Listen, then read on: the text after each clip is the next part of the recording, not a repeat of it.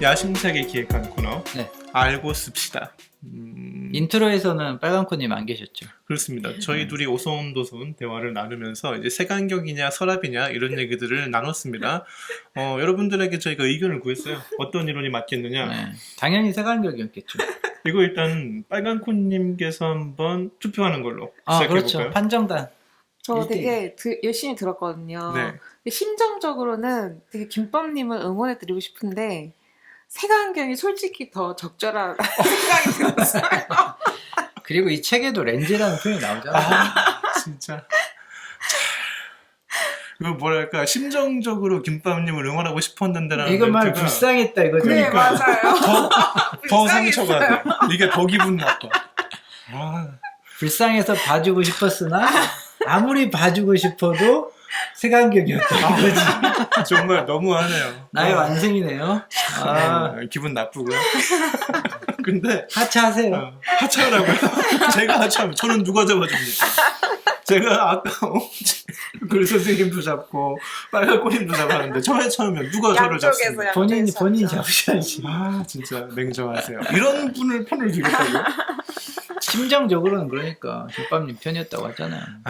근데 뭐 저도 고백하자면 저도 가끔 학생들을 가르칠 기회가 있는데 저도 색안경 가지고 얘기하긴 합니다. 그렇죠. 근데 서랍도 되게 괜찮은 것 같은데. 아니, 서랍이 좋아요. 뭔가 지식 체계를 정리하고 제가 생각해봤거든요. 이렇게 절충하면 될 것 같아요. 어떻게요? 서랍을 열잖아요. 그 안에 색안경이 그거 괜찮네요. 그렇네요. 정신분석학 그 서랍을 열면 그 안에 정신분석학 색안경이 딱 나와요. 그거 괜찮네요. 네. 근데 저도 이제 고백하건데 저 아는 지인이 있어요. 아는 지인이 네. 저희 방송 듣고 네. 저한테 뜬금없이 카톡 메시지를 보냈어요. 네. 뭐라고요? 색안경이. 좋은 맥락 없이 갑자기 색안경이요.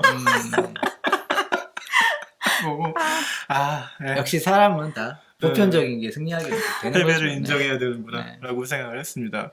어쨌든 저희가 이런 여러 가지 색안경들을 여러분들과 함께 알아보는 코너 네. 알고 씁시다를 이제 만드는 거죠. 네. 그래서 첫 번째 저희가 쓰게 될 색안경은 지난 시간에도 말씀을 드렸지만 정신분석학 색안경이 네. 되는 겁니다. 빨간코님 정신분석학이라는 말 들으면 무슨 말이 떠오르나요? 억압, 억압, 네, 트라우마. 트라우마. 근데 되게 전 좀 사실 좀 어릴 때부터 이게 사실은 불만이었어요. 아니 많은 영화들이 막 엄청 특히 뭔가 끔찍한 일을 겪는 주인공들이 알고 보면 뭔가 다 원인이 이 모든 일의 그 원인이 트라우마 때문이었다 이런 식으로 비결되는 게 너무 뻔하다. 네네 어릴 적 겪은 너무 그 어릴 때 보면서도 저건 너무 게으른 어떤 결말짓기 아닌가 이런 생각 항상 하면서 봤어요. 그렇지 무슨 문제만 있으면 전부 다 어릴 때 학대받았어. 그니까요. 그래서 악마가 됐어. 그건 좀 아니지 않나 정말. 그렇죠. 그런 생각을 하면서 봤었어요. 그런 영화를. 면에서 위에 빨간코님 말씀을 드리니까 두 가지 얘기가 설명이 되는 게 하나는 이 정신분석학적으로 딱 떠올랐을 때 드는 그 트라우마 같은 주제가 네. 되게 광범위하게 퍼져 있다. 네네 그 개념이 그쵸. 근데 두 번째로는 진짜 아무데나 다 들어가 있다. 네. 그래가지고 어떤 우리가 거부감까지 느낀다. 네. 근데 또 다르게 생각해보면 그만큼 이해하기가 쉽다는 거잖아요. 그러니까 왜냐하면 보편적으로 사람들이 그런 경험이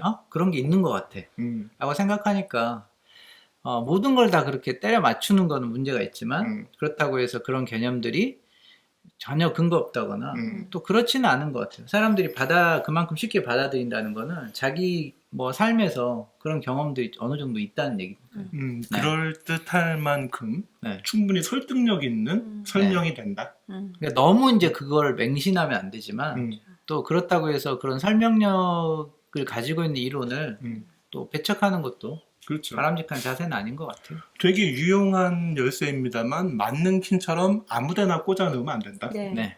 그런 정도로 생각을 하면 좋겠네요. 네.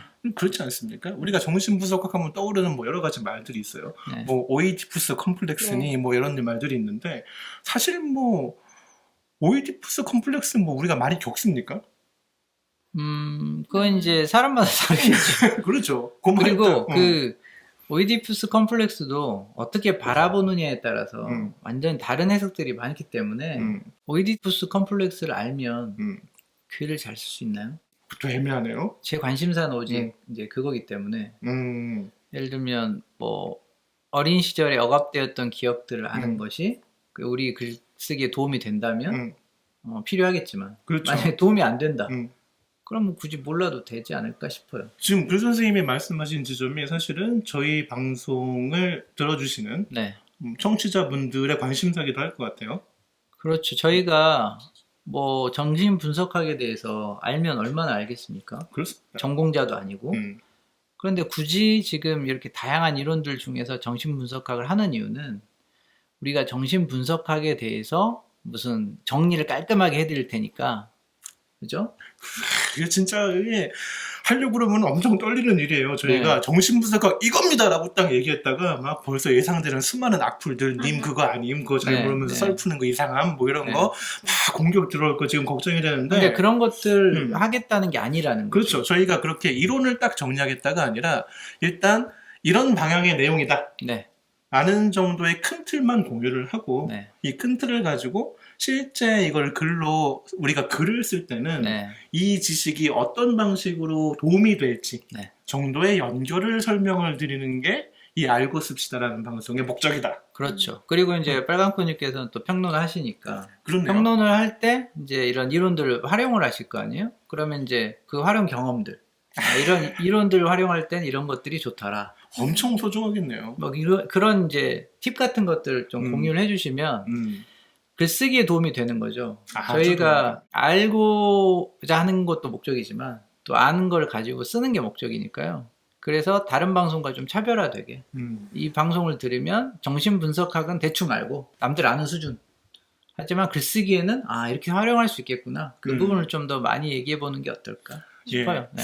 네. 지난 시간에도 말씀을 드렸습니다만은 글 선생님이랑 함께하는 코너 잘 쓰고 싶습니다. 그래서 저희가 일상 비평이라고 말을 하죠. 네. 그 일상을 비평하는 행위에 되게 도움이 되는 도구들을 갖추는 코너.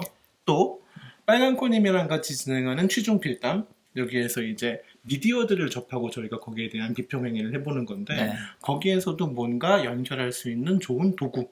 요것을 찾아나가는 과정이다. 그렇죠. 이게 이제 하나의 중심에서 우리가 앞으로 다루게 되는 모든 어떤 텍스트들을 해석하고 이해하는 데 도움이 되는 굉장히 강력한 이제 무기, 도구를 하나 이제 확보하는 거죠. 그렇죠. 그래서 저희가 오늘 정신분석학부터 이제 시작을 하게 됐어요. 근데 네. 정신분석학이라는 거 너무 어렵게 생각하거나 그거 다 안 맞는 거야 이렇게 생각하실 거 없이 간단하게 딱 정리를 해봅시다.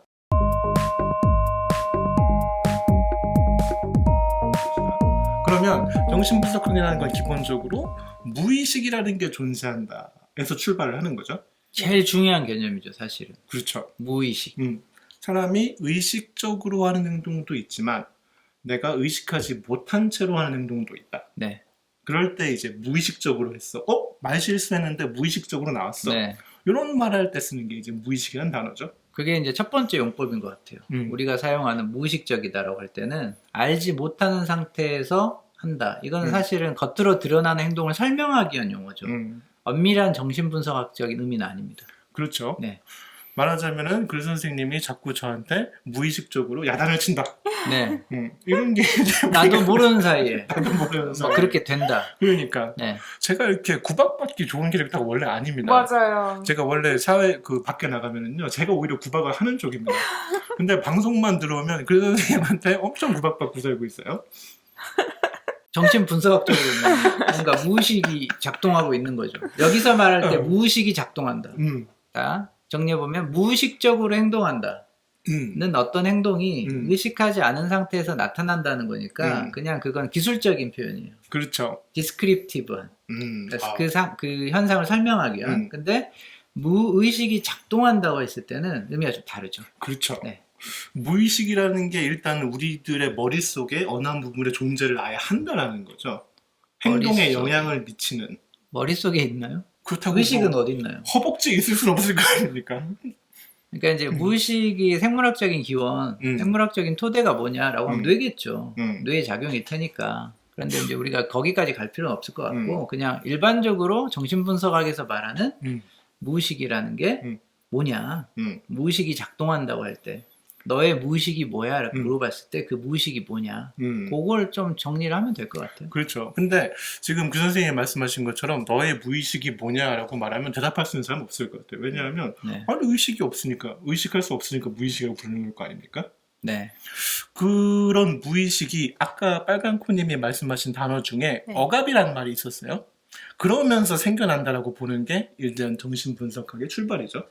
억압이라는 거는 말 그대로 떠올리기 싫다는 거잖아요. 그렇죠. 그러니까 뭔가 부정적인 경험이나 음. 감정들과 관련돼 있을 것이다. 음. 이렇게 생각할 수 있죠. 무의식이란. 네. 자꾸 그 선생님한테 제가 야단을 맞다 보면 제 무의식 속에 어떤 반감 같은 게 쌓이는 거죠. 네. 그 글 선생님에 대한 어떤 나도 모르는 감정이 드는 겁니다. 저는 네. 사실 글 선생님을 되게 오랫동안 알아오는 친한 친구이기 때문에 아주 좋아합니다. 하지만 어느 순간 둘이서 이제 산행을 하러 갔어요. 네. 그래가지고 이제 절벽을 오르고 왠지- 있는데 왠지 무섭다. 절벽을 오르고 있는데 마침 이제 그 이제 산길의 그 끄트머리 네. 요 벼랑 끝에서 제가 글 선생님 손을 잡아줘야 되는 거죠. 네. 근데 나도 안 모르게 안 잡고 그냥 가. 그건 나도 모르기가 되지 않죠. 이거 의식적인 살인인 것 같은데. 그게 의식적인 거죠. 지금 판타지를 지금 말씀하시는 아니 아니, 지금 설명이 잘못된 거야. 나도 모르게 되니까. 아니, 프로이트가 어. 그런 사례를 임상적인 실험을 한 게 있어요. 네. 자기 누이가 있어요. 누나가. 근데 누나랑 어릴 때 굉장히 친했어요. 근데 누나가 다른 남자랑 결혼을 하잖아요. 네. 매형이 되겠죠. 그렇죠. 매형이랑 산행을 가요.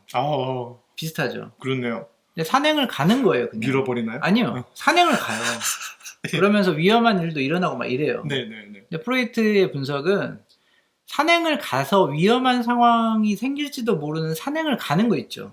가는 행위 자체가. 그 자체가 무의식적인 행동이라는 거예요. 왜냐하면 안전한 곳으로 안 가고 일부러 좀 위험한데. 왜 산을 가냐는 거야. 근데 그렇지. 이 사람이 산을 갈 때 산에 가면 위험한 일이 생길 거니까. 의식을 못 하고 있는 거죠. 그래서 간 게 아니잖아요. 그렇죠. 그러니까 그럴 때는 무의식이라 할 수 있지만 아니 내가 옆에서 살려줘 김밥 이러고 있는데 아니 무의식적으로 손을 놔두고 간다고 그게 말이 됩니까? 여기에서 그게? 손을 꼭 잡아줘야 되는 코너가 있는데 모르고 그냥 돌아버린다는 거지. 무슨 소리예요? 산을 안 가보셔서 모르는데 산을 산안 가다 가봤습니다. 보면 이렇게 조금 이제 위험한 부분들이 있잖아요. 네. 거기서 앞 사람이 잡아줘야 되는 거거든요. 네. 근데 그거를 나는 지나간 다음에 뒷사람이 형이 있다는 사실을 나도 모르게 잊어버리고 그냥 가버리는 거지. 뭐 그런 얘기죠. 말하자면은 글 선생님을 제가 옆에 태우고 네. 차를 운전을 한다. 네. 그럼 괜히 가속을 하는 거야. 그렇죠. 그런 거는 무의식적이라 할 수 있죠. 나도 모르게. 네, 그런 것들은. 이런 게 이제 근데 이제 그게 뭐가 드러나는 거냐? 증오, 분노, 뭐 이런 것들, 감정 있죠. 그렇죠. 또 원망한 네. 감정. 또는 또 이제 좀 강하게 수치심을 느꼈을 때라든지 죄책감, 내가 죄 지은 것. 뭔가 잘못했을 때. 네. 이런 것들이 어떤 충격적인 경험이잖아요, 사실은. 충격적이기도 하고 그것이 내가 한 행동이 아니었어야 되거나 그런 일이 일어나서는 안 된다고 생각하는 그런 그렇지. 감정이나 행동들이 있었겠죠. 그런 것들이 이제 무의식에 담기는 거죠. 뭔가 내가 기억하기 싫은 것들. 네. 이런 것들이 잊혀져서 사라져버리는 게 아니라 네. 무의식이라는 곳에 쏙쏙쏙 들어가 있는 건 거죠. 그렇죠. 말하자면은 무의식이 담겨져 있는 만약에 저장소 같은 게 있다라고 치면 네. 거기를 들여다보면은 되게 정말 싫다 네. 라는 감정이 들 만한 것들만 많이 담겨 있을 것 같아요. 거기 담겨 있겠죠. 그러니까 싫으니까 걔가 나오면 안 되죠. 그렇지. 그래서 아까 이제 빨간코님이 말씀하신 것처럼 억압. 꾹꾹 눌러놓는다는 말이죠. 그렇죠. 이게 눌러서 안 나오면 됩니다만 저희가 이제 음식물 쓰레기 같은 거 버리려고 통에다가 밀봉해서 담가놓으면 어때요? 냄새가 나죠. 네. 이렇게 이제 스멜. 슬슬 냄새가 풍겨 나올 때 나오는 행동, 네. 이런 게 이제 무의식적인 행동. 그렇다고 할 수 있죠. 대표적인 것이 이제 말실수, 뭐 농담, 의도하지 않았는데 예를 들면 프로이트가 예를 든 게 저런 게 있죠. 어떤 학술 대회를 하는데 자 이제 준비가 마쳤으니 학술 대회를 마치겠습니다. 이렇게 시작 개회사를 선언해야 되는데 회회사를 하는. 우리나라에서도 그런 거 있었죠. 네. 그런 것도 이제 말실수죠. 그 사람이 그 일정 다음에 휴가가 잡혀 있던 거예요. 빨리 그러니까, 가고 싶어. 네. 그 어떤 자기 소망을 무의식적으로 이렇게 표현하는 거죠. 근데 이런 경우에서 보면은 사실 그 설명은 좀 잘 안 되는 게 나쁜 게 아니죠. 휴가는. 그렇죠. 이거 좋은 거죠. 네. 그러니까 이제 꿈과 연결시켜 보면 나중에는 이제 뭐 자기의 어떤 소망을 충족하는 쪽으로 무의식적으로 이렇게 꿈을 꾸거나 뭐 행동을 하게 되는 뭐 이런 설명도 가능하긴 합니다. 하지만 기본적으로 무의식이라는 거 하면 억압되는 거니까 지금 당장 떠올려서는 안 된다고 생각되는 어떤 감정 상태 이런 것들이라고 생각하시면 되죠. 그렇죠. 말하자면은 빨강코님이 2주간 방송에 참여를 안 하셨는데 이것도 뭔가 놀고 싶은 마음에 아니에요. 몸이 무의식적으로 반응한 게 아닐까요? 부적절한입니다. 부적절한. 어떤 면에서 그러니까 이런 부적절한가요? 식으로 아무데나 갖다 붙이는 걸 경계해야 된다는 거예요. 사입이. 왠지 그럴 사이비. 것 같아. 그럴듯하지 않습니까? 원래 건강한 몸인데 방송만 생각하니까 이게 꼴도 보기 반복돼야 싫어. 돼요. 반복. 2번 반복됐지 않습니까? 아니 그 앞에서 계속 2주간 쉰 거지. 그걸 만약에 주기적으로 이번 주 한 번 했잖아요. 근데 김밥님이 계속 지금 그런 거 아닙니까 막 갈궜잖아요. 네. 그러니까 무의식적으로 이제 몸도 아프겠죠. 계속 그러면 이제 그 히스테리 증상이 되는 거예요. 발이 안 움직여요. 뭐 입이 안 떨어져요. 그렇게 되는 거죠. 그러니까 뭐랄까 좀 억압당, 그러니까 내가 하기 싫은 거, 네. 또 이런 것들, 이런 불쾌한 경험들이나 뭔가 잊어버리고 싶은 거, 이런 좀 부정적인 것들이 일단은 있어야 되고, 네. 그거에 따라서 자기도 모르게 행동이 나올 때 이걸 우리가 무의식이라고 부르는 거고, 그렇죠. 이 자기도 모르고 나올 때도 그냥 나오는 건 아니지 않습니까? 아까 제가 음식물 쓰레기 얘기를 했지만 음식물 쓰레기를 이제 꼭꼭 눌러가지고 밀봉하면 냄새가 안 나야 되는데 필연적으로 냄새가 새어나오는 거잖아요. 그건 이제 구멍이 있기 때문 아닙니까? 네. 뭔가 구멍이 뚫려 있으니까. 그렇지. 그러니까- 억압이 완벽하지 않은 거죠. 꽉 눌러가지고 이게 닫혀서 안 나와. 그러면은 아무 문제 없는 거잖아요. 그냥 네. 일상생활 하면 되는데. 네. 그러니까 우리가 이 모양이잖아요. 다들. 구멍이 안 뚫려 있으면 아무런 심리적인 문제를 경험하지 않으면서 바른 생활을 하고 있겠죠. 근데 저는 어릴 때 그러니까 성에 대한 얘기를 굉장히 활발하게 하잖아요. 정신 분석학이. 네. 그래서 사실 처음에 관심을 좀 크게 가졌던 것 같은데. 네. 그러니까 무의식이라는 영역이 뭐 이렇게 지금은 저희가 되게 학술적으로 뭐 이건 이렇게 정의되고 이건 이렇게 정의된 의식은 이런 거고 무의식은 이런 거다 굉장히 객관적인 것처럼 얘기를 하지만 사실 프로이트 이전 시대 사람들은 지금 우리가 무의식의 영역이라고 얘기하는 것들을 아예 고려 자체를 안 했잖아요. 아웃 오브 안중이었잖아요.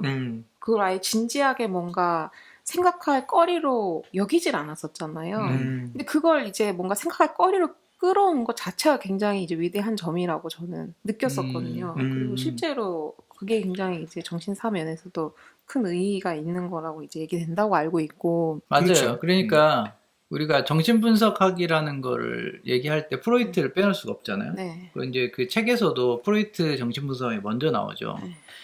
근데 금방 빨강코님께서 말씀하신 것과 똑같은 이유로 프로이트 싫어하는 사람도 있죠. 네.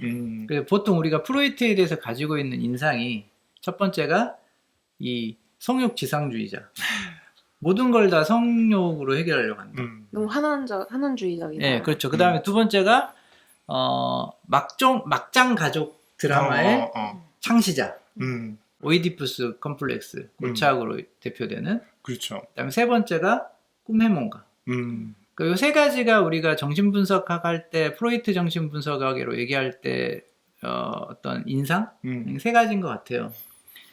근데 이제 또 그럴 수밖에 없는 게 네. 이 큰 어떤 뭐 마음의 상처, 마상 이런 네. 거는 또 아무래도 어릴 때 많이 입잖아요. 네. 크고 나면 좀 우리가 그런 것들을 좀 잘 받아들이게 되지 않습니까? 어른이 되면서. 네, 그렇죠. 그러니까 보통은 어린 시절에 그걸 잘 극복을 못한 사람들이 성장해서 이제 그걸 가지고 있기 때문에 다시 문제가 터지는 그렇죠. 그런 경우가 많죠. 그러다 보니까 아까 말씀하신 것처럼 뭔가 그 정신분석학적으로 접근을 하면 전부 다 어릴 때 가족 관계의 문제로 네.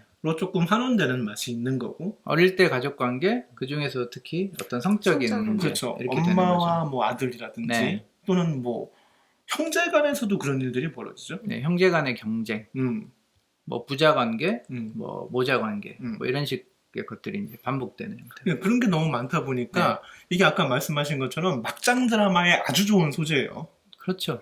그래가지고 사람들이 아침 드라마 보면서 엄청 네. 통쾌함을 느끼는 게, 네. 아, 그래, 그럴 수 있어. 내가 어릴 때 그랬던 경험이나, 아니면 지금 내가 가족 관계에서 겪고 있는 네. 문제들이, 이게 사실 한 발자국만 나가면은 김치 싸대기 때리고 싶어지는 거거든요. 그렇죠. 음. 그런 얘기들이 그렇게 보편적으로 받아들여지고 있다는 것이 또 한편으로는 이 프로이트가 정신분석학이, 틀린 건 아닌지 않을까라는 생각을 하게 해주죠. 어떤 보편적인 설명 구조는 나오는 네. 거죠. 그러니까 오이디푸스 왕 이야기가 3000년 전에도 그렇게 대단히 유명한 작품으로 유행을 했고 그 모티브를 받아가지고 매주 아침마다 그게 반복되고 있다는 사실, 주말마다 드라마마다 반복되고 있다는 사실은 우리가 받아들이고 싶지 않더라도 뭔가 그런 보편적인 구조가 있지 않을까라는 생각을 이제 해볼 수는 있죠. 좀 전에 제가 김치 싸대기 말씀을 드렸는데, 네. 이게 대단히 정신분석학적으로 가치가 있는 것 같아요. 어떻게요? 이 김치가 김치라는 게 사실은 어떤 면에서 그 어떤 전통적인 것을 담고 있는 상징물 아닙니까? 진짜 출생의 비밀 말고요? 출생의 비밀 말고요. 김치가요? 예, 김치가요. 아니, 생각을 해보세요. 김치라는 게 뭐예요? 가정의 밥상에서 꼭 필요한 되게 중요한 존재죠. 네. 이 중요한 존재를 어떻게 만듭니까? 그 집안의 전통에 따라서 만들어야 되잖아요. 그러니까 담고 이거를 만들고 너무 하는 과정 사이비스러워. 자체도 잘 들어봐. 그게 완전 가족 관계 안에서 이루어지고요. 또 시어머니와 또 그 위로부터 이렇게 내려오는 이런 억압의 관계들이 쫙 쌓여있는 상징물이 김치란 말이에요. 그래서 이거를 말하자면 부서뜨리거나 망치는 건 엄청난 파국인 거야. 이렇게 해석을 해야 얘를 되기 때문에 잘 보존을 해야 되는 거지. 이렇게 해석을 해야 되기 근데 때문에 이 중요한 김치로 싸대기를 때려. 그럼 뭐 정신분석하기 국물이 욕먹는 거예요. 맞아요. 펼쳐지고. 저 이런 해석이 되게 오버인 것 같아요. 오버인 뭐랄까 근본 없는 아니 맞아 근본 없는 정신 분석학자 그냥 말 그대로 그냥 말만 되니까 갖다 붙이는 방식이에요. 이거 듣고 말 된다고 생각하시는 분 분명히 있다. 그런 분들 아시죠? 댓글 남겨주시는 거. 지난번에 제가 또 문자 손해봤어요. 와요 또. 문자 보내세요. 이번에 좀 제가 이겨봅시다. 제가 왜 이러겠습니까? 이것도 이제 무의식적인 반응이네요. 그렇죠. 그럼 금방 이렇게 이제 해석하는 방식을 그렇게 돌아가서 이제 해석이 되죠. 환원주의라고 하죠. 그렇습니다. 그러니까 환원주의가 모든- 뭔가요? 그러니까 어떤 이론을 가지고 모든 걸 다 설명하는 거예요. 하나로. 그냥 하나로 모든 걸 다. 음. 그러니까 예를 들어 당신이 이런 이야기를 만들어내는 거 있지. 음. 이거 바로 무의식 때문이야. 이렇게 말하는 거예요. 그렇죠. 그럼 뭐라고 얘기해? 아니야. 나는 그런 게 아니야. 아무리 번호를 해봤자. 네가 그렇게 부정하는 것이 바로 네 무의식 때문이야. 그렇지. 이렇게 말하는 거죠. 그러면은 이제 그 말 듣는 사람은 정말 빡치는 거예요. 그러니까 이제 환원주의는 과학적인 태도는 아닌 거죠. 그러니까 이 정신분석학이라는 게 어떤 면에서 되게 파워풀한 도구지만 항상 어느 때나 맞지 않는다라고 우리가 얘기를 할 수밖에 없는 게 네. 일단은 그런 식의 정신분석학이 대상이 될 만한 심각한 심리적 외상이라는 게 네. 그렇게 쉽게 벌어질 일은 또 아니죠. 그렇기도 하고 그러니까 해석이라는 것 자체가 어떻게 보면 주관적이잖아요. 프로이트 자체도 약간 비일관성이 있어요. 해석을 보면 자기가 부정했던 방식을 또 차용하기도 하고 뭐 이런 게 있기 때문에 너무 이렇게 해석될 수 있는 여지가 있구나 이런 방식이 가능하겠네를 생각해 보는 건 좋지만 야 이게 진리야 모든 건 다 이걸로 설명될 수 있어. 아까 김밥님이 연기를 잘해 주셨잖아요. 저는 믿습니다. 김치가 이 한국 사회의 모순을 담고 있는 중증적인 상징물이라고요. 그러니까 김치 이제 싸대기가. 네. 정신분석학적 환원주의자의 면모죠 이게. 근데 그 환원주의라는 건 사실 정신분석학에만 적용되는 건 아니잖아요. 모든 주의에. 네, 그렇죠. 그러니까 적용- 우리가 이즘 혹은 네. 이데올로기라고 부르는 것들 다 적용이 되긴 하죠. 근데 아니- 대표적으로 그 근대 이후에 근대인들의 어떤 지성인들의 어떤 사고 방식, 세계관을 지배해 왔던 뭐 그 중에 하나가 이제 정신분석학이 있죠. 아니 근데 또 그 선생님이랑 빨간코님 말씀을 듣다 보니까 네. 제가 이제 의문이 드는 게 아니 그래요? 이게 환원주의에 빠지면 안 되는 거예요? 네. 이거 되게 위험한 건데 그럼 이 이론을 가지고 우리가 어떻게 실생활에 적용을 할 것이며 어떤 경우에만 이걸 문학작품 해석이나 미디어 해석에 써야 될 것이며 그걸 어떻게 결정을 합니까? 그러니까 이제 그렇게 적용을 하려면은 다른 공인되어 있는 인증되어 있는 정신분석학적 해석들을 많이 봐야 되겠죠. 공부를 좀 해야 되는데 또 공부하라고 하면 안 하잖아요. 그러니까 거기까지 갈 필요는 일단 없고 우리가 지금 다루고 있는 게 무의식이잖아요. 그렇습니다. 그럼 이렇게 생각해 보세요. 내가 조금 정신적으로 요새 좀 불안해. 그럼 보통 어떻게 생각해요? 나 좀 이상한 거 아니야? 나 좀 이상 있는 상태가 된 거 아니야? 병원에 가야 되는 상태 아닌가? 자기가 약간 뭔가 비정상적인 상태라고 생각할 수 있잖아요. 그게 아니라는 거죠. 아, 일단 우리는 누구나 다 무의식을 가지고 있어요. 그리고 그 무의식은 언제든지 불시에 스물스물 기어 올라와요. 그렇죠. 그래서 우리가 의도치 않은 행동이나 반응을 보이게 만든단 말이에요. 그럴 때 우리가 불안함을 느끼게 되는 거죠. 그러니까 그거는 너무 자연스러운 현상이에요. 맞습니다. 그러니까 너무 거기에 내가 이상한 거 아닌가? 이런 식으로 생각할 필요가 없고 또 다른 말로 하면 어떤 사람이 갑자기 이상한 행동을 하잖아요. 그럼 보통 뭐라고 생각해요? 저 미친 거 아니야? 그렇죠. 미친 게 아니라는 거예요. 누구나 무의식을 가지고 있기 때문에. 그런 식으로 행동할 수 있다는 거죠. 그렇죠. 그리고 우리가 가지고 있는 일반적인 정상과 비정상이라는 틀이 있죠. 이렇게 행동하면 정상적인 거고 저렇게 행동하면 비정상적인 거야. 이런 고정관념이 있잖아요. 그런 고정관념의 틀 안에서도 사실은 벗어날 수 있다는 거죠. 우리 자체가 그렇게 양면적인 존재라는 거예요. 그렇습니다. 일단 그걸 이해하는 게 제 생각에는 정신분석학적인 틀로 어떤 행동이나 다른 사람들, 자기 자신을 돌아볼 때 얻을 수 있는 교훈 같은 거. 그러니까 뭔가 이상한 행동을 하거나 이상한 생각이 들었을 때 이거는 그야말로 나 큰일 났어 라고 생각할 것이 아니라 충분히 왜 그런지 원인을 설명할 수 있는 뭐 정상 비정상을 나누는 어떤 절대적인 기준이 되는 것이 아니다. 그러니까 어떤 생각이 떠오르잖아요. 그러면 안 하려고 하죠. 그러지 말라는 거죠. 그리고 그것을 좀 들여다보자. 그냥 있는 그대로 어떤 생각이 떠올랐어. 근데 이 생각이 이 사회에서는 허용되지 않는 생각인 것 같아. 나쁜 생각이야. 그럼 안 돼. 이렇게 하는 게 억압이라는 거죠. 그렇습니다. 그러니까 그 생각이 떠오르는 건 너무 자연스럽고 그럼 그 생각을 가지고 뭐 할 수 있어요? 글을 쓸 수가 있죠. 그렇죠. 글감을 찾아서 글을 써볼 수가 있는 거죠. 말하자면 뭔가 불안해, 뭔가 좀 무서워 이런 생각이 들었어. 이런 행동을 한 것 자체가 너무 죄책감이 들고 힘들어 라고 생각할 때 그 선생님 말씀 맞다나 얘를 꾹꾹 눌러가지고 뭔가 봉인하려고 하지 말고 누구나 다 가지고 있는 두려움이고 누구나 다 느끼는 불안이니까 얘를 좀 긍정적으로 오픈해보고 얘를 좀 들여다보고 냄새도 좀 괜히 맡아보고. 지금 그 선생님께서는 본인에 대한 썰을 풀 때 정신분석학을 어떻게 도구로 이용할 것인가에 대해서 말씀을 해주신 거잖아요. 그렇죠. 근데 사실 이제 그 정신분석학이 영화 비평이나 문학 비평에서 굉장히 강력한 툴로 사용되고 있잖아요. 그래서 비평 이론의 모든 것에서도 첫 번째 챕터를 차지하고 있고 한데 사실 문학이나 영화들은 굉장히 대자본이 들어가기 때문에 좀 또 결이 굉장히 다르긴 하지만 저희 되게 어릴 때 썼던 그 충효일기 거기 무슨 얘기요? 충효일기 모르세요? 충효일기요? 충효일기가 뭔가요? 충효일기 모르세요? 어디서 살다 오셨어요? 아니 모르세요? 진짜 모르세요? 되게 충절이 숨쉬는 고장. 아니 우리가 그걸 억압하고 있나 봐. 그 기억을. 아예. 그렇지. 기억이 전혀 안 나요. 충효일기라고 그 일기장 양식이 있었어요. 그 표지에 소년 한 명이나 소녀 한 명이 그 무궁화 꽃을 바라보고 있는 표지에 그 일기 그 노트가 만들어져서 나왔었어요. 거기에 일기장을 써가지고 저희가 제출을 맨날 했었어야 됐거든요, 선생님들한테. 저 부산에 살았는데 부산에서만 써지던 건가요?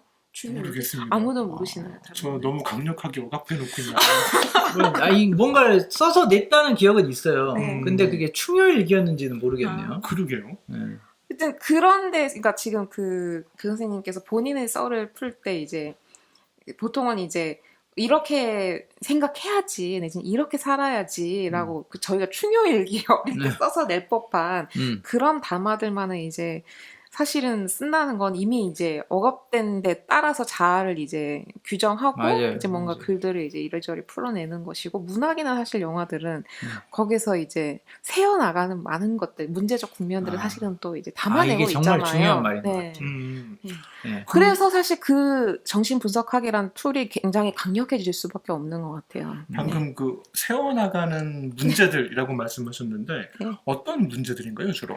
사실은 재미있는 소리, 그냥 되게 그 17살짜리 남자애랑 여자애가 만나서 알콩달콩 연애하는 얘기보다는 뭔가 이제 그 금기시된 관계 안에서의 연애 얘기가 훨씬 재밌잖아요. 사실은 훨씬 더 드라마틱하고 뭐 불륜 얘기 그냥 이제 그 20대 남자 여자 풋풋한 사랑 얘기보다는 불륜 얘기가 더 재밌고. 그런가요? 저는 잘 모르겠네요. 저는 불륜을 보면은 끔찍하고 아니 근데 힘들어가지고. 아니 그 보세요. 생각해 보세요. 결혼이란 제도가 있잖아요. 네, 그럼 그 제도 안에 우리가 갇혀 있는 거잖아요. 그렇죠. 나쁘게 보면 물론 이 제도가 있기 때문에 사회가 유지되긴 하지만 그럼 제도 안에 갇혀 있으니까 당연히 그 제도로부터 이탈하고자 하는 욕구가 있을 거 아니에요? 그렇습니다. 그런데 그런 욕구들은 이 사회에서 허용되지 않기 때문에 억압되죠. 그잖아요. 네, 그런데 누구나 다 그런 욕구들을 가질 수 있다는 거예요. 그럴 가능성이 있다는 거지. 그렇죠. 그러니까 예를 들면 내가 그러니까 실제로 억압을 느끼지 않더라도. 결혼을 했는데 어떤 이성한테 내가 호감을 느껴. 이럴 수 있죠. 그렇죠. 그럼 어떨 것 같아요? 저는 그런 경험이 없어가지고 모르겠네요. 아니 상식적으로 생각해. 상식적으로. 상식적으로. 어우 불안하지. 두근두근하고 큰일 난 것 같고. 그렇죠. 그러면 그때 보통 그 심장이 쿵쾅쿵쾅쿵쾅 뛰고 그다음에 왜 이러지? 나 미쳤나봐. 그렇게 되죠. 미친 게 아니라는 거예요. 정상이라는 그거를 이게 이럴 수 있겠구나라고 인식하게 만들어주는 게 바로 우리가 뭘 알고 있을 때. 정신분석학적 그렇죠. 툴을 알고 있을 때. 그리고 문학이나 영화 같은 예술 작품들은 일상을 다루지만 일상 중에서도 우리가 놓치고 있는 삶의 본질적인 측면들 이런 걸 다루잖아요. 그런데 그런 것들을 다루는 작품들 속에서 그렇게 빈번하게 정신분석학적인 테마가 반복된다는 거는 결국은 그런 것들이 사실은 실제 우리 삶의 가장 핵심 중추를 차지하고 있는 게 아닌가. 그걸 생각해보면 오이디푸스라는 희곡 자체가 진짜 몇백 년 된 위대한 또 문학 작품이잖아요. 그렇죠. 소포클레스의 희곡이잖아요. 네. 말하자면은 누구나 다 관심 있을 만한 주제라는 것. 그런 어떤 되게 하면 안 될 것 같고 위험한 일들에 사람들이 흥미를 느끼고 이것들이 영화라든지 미디어 작품으로 만들어지게 되는 이유는 사람들이 자기의 경험하고 비춰봤을 때 이거 되게 흥미롭다. 이게 어떻게 될까? 나는 이랬는데 저건 어떻게 될까? 라는 감정을 느끼기 때문이다. 문제적이면서도 본질적으로는 보편적이다. 네. 그러니까 이제 그걸 받아들이게 만들어주죠. 그렇죠. 그러니까 정신분석학적인 어떤 상담, 치료 과정은 결국 말을 통해서 이루어지거든요. 그 락강이라는 사람도 비슷한 말을 했어요. 글쓰기라는 표현을 써요. 정신분석학적인 어떤 그 서술과 관련해서. 그럼 우리가 저널에 뭘 쓰잖아요. 글쓰기를 한단 말이에요. 그럼 도대체 뭘 쓰겠어요? 나는 이렇게 살아야만 한다. 나는 이렇게 살아야만 했는데 이렇게 살지 못했다. 그렇죠. 내 인생은 문제가 있다. 반성과 참을. 내일은 잘해야 되겠다. 속죄. 이런 걸 쓰면 그게 뭔 재미가 있어요. 글쓰기가. 결국은 정신분석학적인 면담을 할 때 그 상담자, 의사가 요구하는 거는 계속해서 말을 시키는 거예요. 계속해서 말을 시켜서 뭘 유도하는 거냐? 말실수. 그 다음에 평소에는 차마 못했던 말들, 마음속에 담겨져 있던 말들 내뱉게 만들어요. 그럼 그걸 통해서 그 사람의 무의식을 추적하는 거잖아요. 그럼 우리가 저널을 쓰거나 글쓰기를 한다고 할 때도 자기 자신을 위한 글쓰기를 한다고 할 때 자기가 지금까지 억압해왔던 것들에 관해서 쓰는 게 얼마나 많은 이야기를 해주겠어요. 그렇죠. 나는 모르지만 내가 누군가를 증오하고 있는 이야기. 내가 자꾸 반복하고 뭔가 어떤 사람에 대해 특정 행동을 반복하고 있는데 그것이 사실은 내 어떤 죄책감 때문이라는 뭐 이런 얘기들을 계속해서 끌어내는 게 그 의미가 있다는 거예요. 그 진짜 인간 승리의 경지에서 할 수 있는 것 같아요. 근데 되게 어려운 일이죠. 맞아요. 그 비밀 쓰라고 하셨잖아요. 지난번에 진짜 그렇죠. 쓸 거 없을 때. 네. 비밀을 근데 써보자. 그게 진짜 힘든 일이라고 정말 저도 생각하고. 맞아요. 그게 힘드니까 영화를 보는 거 아니겠습니까? 아침 드라마를 보고. 알리바이인가요? 말하자면은 그 막장 드라마 중독되면 벗어날 수가 없잖아요. 그런 것처럼 내가 쓸 수는 없으니까 그런 것들을 일종의 대리 경험을 하는 게 아닐까요? 그렇게 볼 수도 있겠죠. 다른 사람의 비밀을 보고 다른 사람의 이야기를 보면서 자기 얘기는 드러나지 않는다는 걸 안도할 수도 있는 거고. 그러니까요. 나도 뭐 저런 게 있는데 라고 그냥 저건 그냥 이야기일 뿐이지 이렇게 넘어가기도 할 거고. 다 욕하잖아요. 어머 저거 네. 야 저러면 안 되지. 그 꼭 드라마 보시면은 저희 부모님 세대 분들은 그 드라마를 보면서 뭘 하시냐면 토론을 하세요. 어우 저러면 안 되지. 저는 잘못됐지. 그리고 야 그럴 수도 있지. 막 변호하기도 하고 이렇게 가상의 논쟁을 벌이잖아요. 실제 우리 일이 아닌 건데 그걸 가지고 이제 이런 행위가 물론 그 자체도 되게 소중한 뭐 일상에서 일어나는 미디어 비평일 수도 있겠습니다만은 네. 그러면서 어떤 자기 심리를 치료하는 것도 있지 않을까. 대리 경험을 통해서 이렇게 볼 여지도 있을 것 같아요. 사이코 드라마. 사이코 드라마는 뭔가요? 그 자기의 굉장히 심리적인 문제와 결부된 상황을 다시 연극처럼 연출해가지고 거기에 이제 그렇죠. 그런 행위자로 게 있죠. 참여하는. 네. 저 중학교 때 친구 따라서 그 지역에 있는 대학교에 제가 살고 있던 그 지역의 대학교에 학생들이 사이코 드라마 동호회를 만들었었는데 제 중학교 때 제 친구가 그 동호회 회원이었어요. 그래서 저 거기 따라간 적이 있었어요. 네. 진짜 너무 충격받았던 기억이 있어요. 그 연극처럼 어떤 문제적 제가 너무 그게 오래전이어서 기억이 잘 나지는 않긴 하는데 역할을 네네 역할극을 했었는데 누가 울면서 끝났었어요. 근데 이제 왜 가끔 이제 서로 별로 관계가 좋지 않은 부부의 그 카운셀링 하는 과정에서 그 역할극까지 이제 도입을 해가지고 예, 해결을 TV에서도 그런 거 하던데. 그 텔레비전 프로그램 보면서 제가 그 몇십 년 전 일이 생각이 났어요. 그러니까 그거를 반복하는 거죠. 네네네. 그러니까 그 갈등을 반복하고 네네네. 그 갈등 구조 안에서 그러니까 역할을 바꿔보기도 하고 자기가 그 객관적인 입장에서 이제 연기하듯이 해보는 거잖아요. 그러니까 결국은 정신분석학적인 어떤 태도는 우리 마음에 그 쌓여있는 응어리 같은 거, 해결되지 않는 것, 근데 그게 계속해서 우리가 뭔지는 모르는데 그것 때문에 지금 뭔가 잘못된 인생을 살거나, 삶에서 실패하거나, 이런 이제 현상들이 나타나잖아요. 그러니까 이제 그거를 확인시키기 위해서는 그게 뭔지를 알아야 되는 거잖아요. 나를 억압하고, 내가 억압해왔던 그 무의식적인 기억이 뭐냐, 감정이 뭐냐. 그러니까 그걸 파헤치는 과정이니까, 빨간꽃 의원님께서 말씀하셨던 것처럼 자기의 비밀이라든가 아주 은밀한 얘기이기 때문에 쓰기가 어려울 거예요. 하지만 도전해볼 만한 가치는 있다는 거고 그게 정신분석학을 그러면 이제 더 알고 싶겠죠. 이 써봤더니 정말 나한테도 뭔가 그런 게 있는 것 같아. 그러면 이제 또 책을 또 찾으셔가지고 읽어보고 그러면서 자기 글쓰기 영역을 더 풍부하게 만들어 나갈 수가 있는 거죠. 그렇습니다. 말하자면은 이 정신분석학 비평이라는 게 자기가 가지고 있는 되게 힘든 경험을 어떤 면에서는 좀 객관화해서 보자.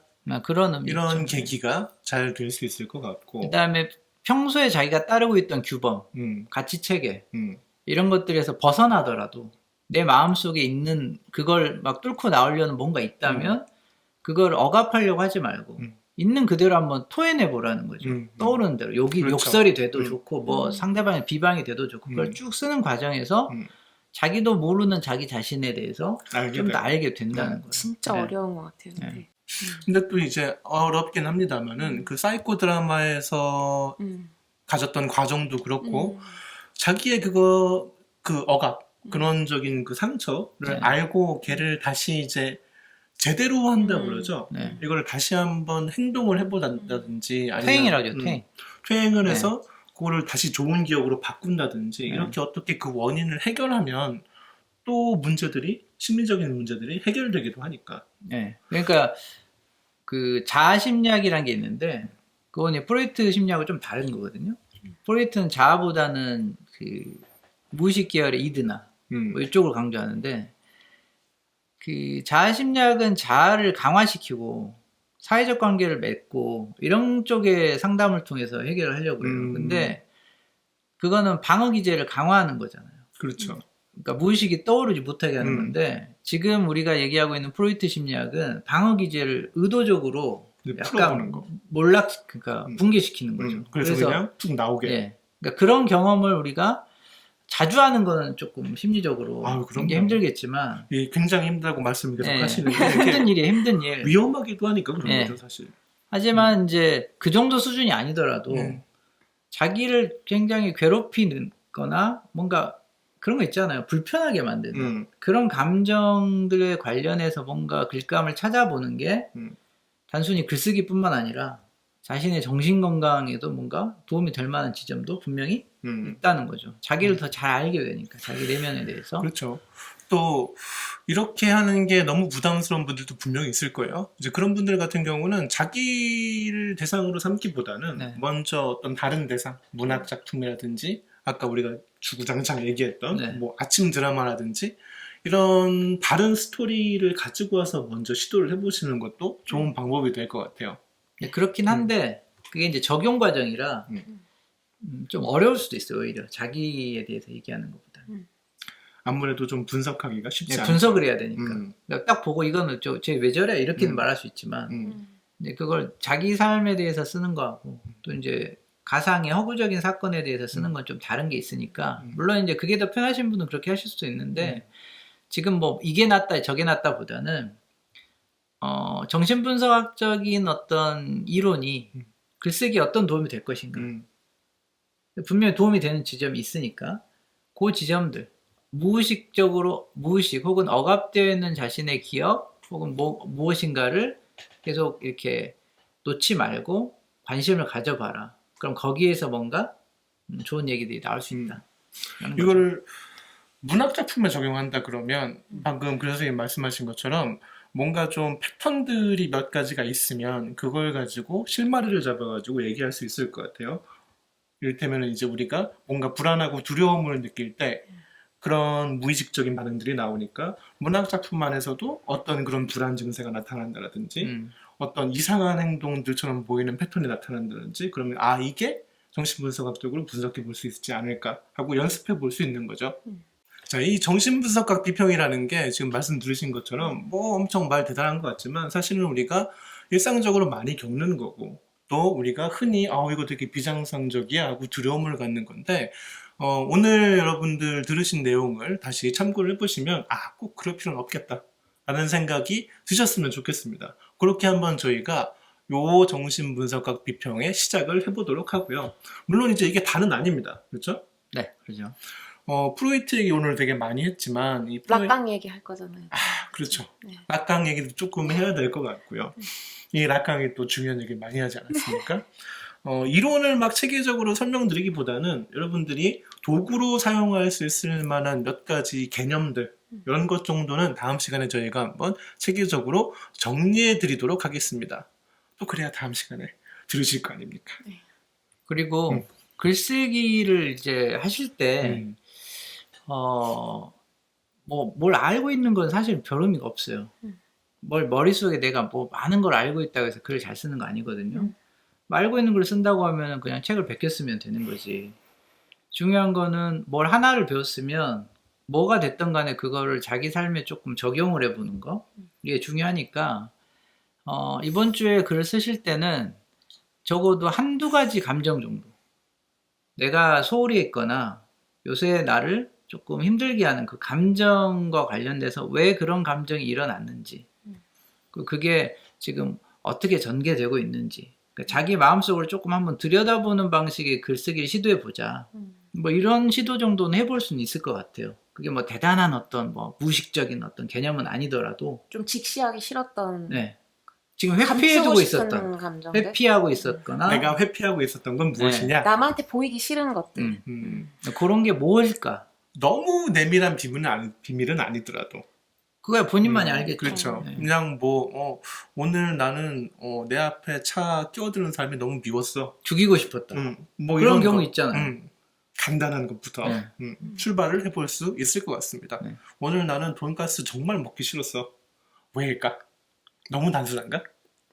별로 안 감추고 싶어요. 좀 감추고 싶어요. 그러니까 나는 이런 사람으로 예를 들면 보여주고 회사에 싶은데, 갔는데 자꾸 저 김 부장이 걸려 마음에 저 왜 저렇게 꼴보기 싫을까? 근데 또 김 부장이랑 그 사람이 너무 자타공인 좋은 사람인 거예요. 그럴 때 내가 왜 저 사람이 싫은가?